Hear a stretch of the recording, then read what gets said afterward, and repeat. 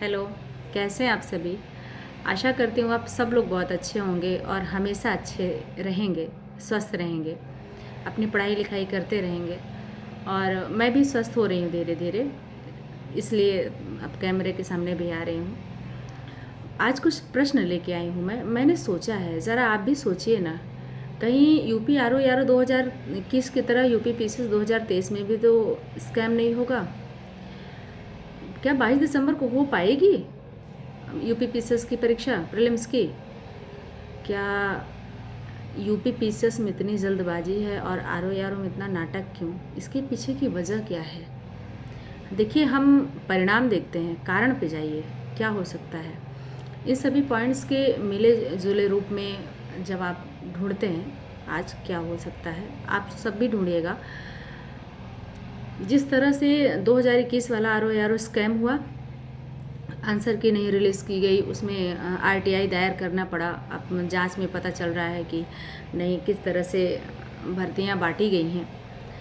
तो UP PCS में जिस तरह से धरना प्रदर्शन हुआ, धरना प्रदर्शन होने के बाद यूपी पीसीएस की परीक्षा को वनडे वन शिफ्ट में कह दिया गया और 22 दिसंबर को ही करवाने का निश्चय किया गया।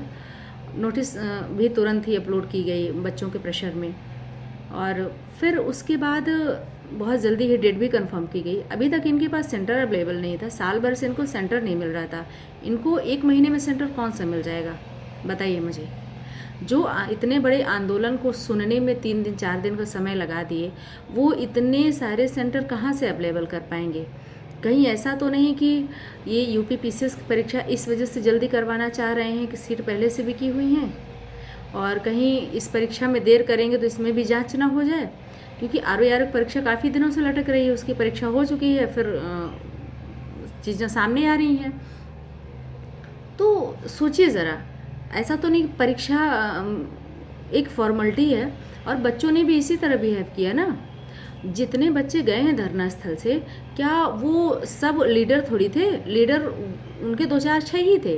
कहीं ऐसा तो नहीं कि कुछ खास लोगों को पहले से सीट दे दी गई हो और बस वनडे वन शिफ्ट कराने की देर थी कि बस वनडे वन शिफ्ट में तुम नोटिस ले लो, बाकी का काम हम तुम्हारा आगे करवा देंगे। सोचिएगा ज़रा। और 22 दिसंबर को तो भगवान करे हो ही जाए यूपी पीसीएस की परीक्षा, बट क्या कहें, उसमें कुछ कहा नहीं जा सकता। ये तो मुद्दा है जो परीक्षाएं हैं उनका, और शर्म की बात है ये कि हमारे देश में ये हो रहा है। कितने गरीब बच्चे तैयारी करते हैं इस उम्मीद में कि हमारा सिलेक्शन हो जाएगा। मैंने खुद ने परीक्षा दिया, नहीं समझी मैं कि मेरा सिलेक्शन क्यों नहीं हुआ। पेपर बहुत अच्छा गया था आरओ यारो का मेरा 2021 वाला। हम यहाँ भटक रहे हैं, सरकार पारदर्शिता की बात कर रही है, और पता है इसका निवारण भी है एक। सरकार का कोई भी मुखिया हो, कोई भी मुखिया हो, कोई भी सरकार हो, बीजेपी हो, कांग्रेस हो, या फिर आपका सपा हो, कोई भी एनीवन, कोई भी सरकार हो, उसका मुखिया कभी नहीं चाहेगा कि उसकी पार्टी इस तरह से काम करे या उसके पार्टी के सदस्य इस तरह से काम करे। यूपी पुलिस में जो घोटाला हुआ, तो जब उनसे पूछा जाने लगा बार बार, तो वो बता ही नहीं रही थी कि ऐसा कुछ हुआ है। ये जो नीचे वाले लोग हैं ना, सारा घोटाला ये लोग करते हैं। इसका उपाय ये है कि सब लोग ज़्यादा से ज़्यादा ट्वीट करें और ज़्यादा से ज़्यादा मतलब संख्या में योगी जी तक ये बात पहुंचाएं। और मैं चाहती हूँ कि मेरे वीडियो भी योगी जी तक पहुँचें। श्रीमान, आप में कमी नहीं है, और आप हर घर में जाके झांक के देख भी नहीं सकते।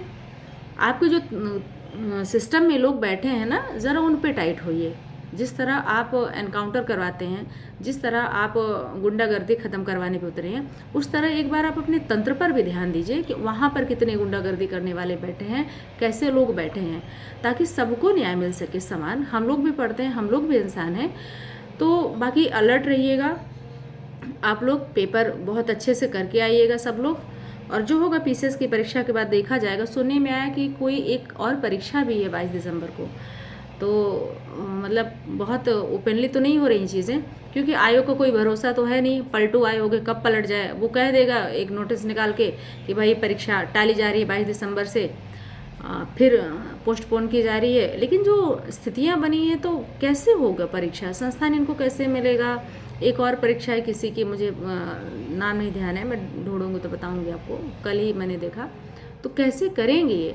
जो कुछ भी करेंगे इतना ध्यान रखिएगा, ये वीडियो लगभग में 700 लोग सब्सक्राइब किए हैं, तो उतना तो देखेंगे ही, मुझे पता है।